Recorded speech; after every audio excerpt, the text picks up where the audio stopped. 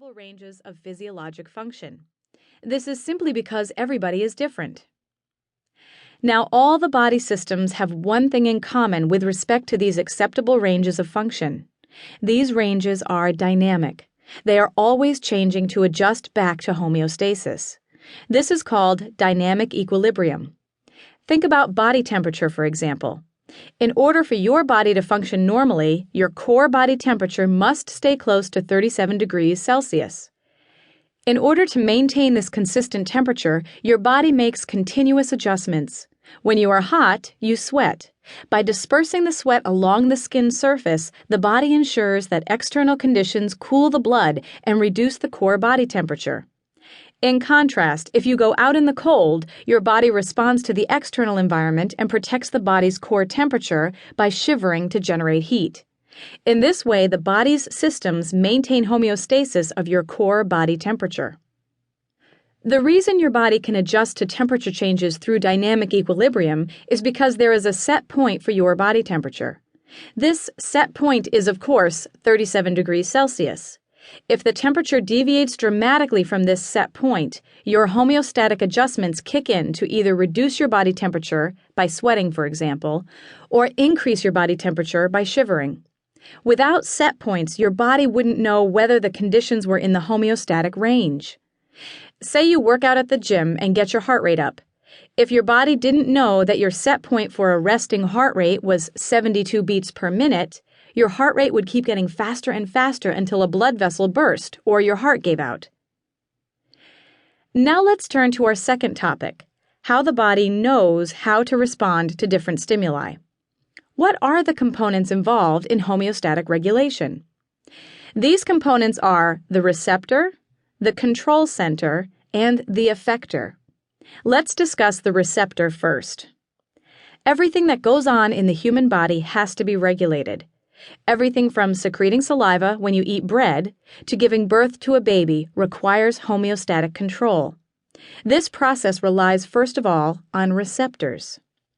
The receptor, as the name implies, is receiving information. Receptors are sensors that monitor changes in both the internal environment and the external environment. They could be neural receptors on the skin, endocrine receptors in the blood, or the muscular signals your body generates to tell you it's time to go to the bathroom. Receptors don't make judgments about how we should respond. They only relay the information to a control center in the form of signals. The control center is the component in homeostatic regulation that decides what the response should be. In the case of your body, the control center is the brain and spinal cord. They comprise your central nervous system. Depending upon the strength of the incoming signal, the control center determines a course of action. How this course of action is executed is a function of the effectors. Let's discuss them next. Effectors are the cells, tissues, and organs that generate your body's response to change. In other words, they do the work of making something happen. This response is based on the information supplied by the receptor and the impression it gives the control center.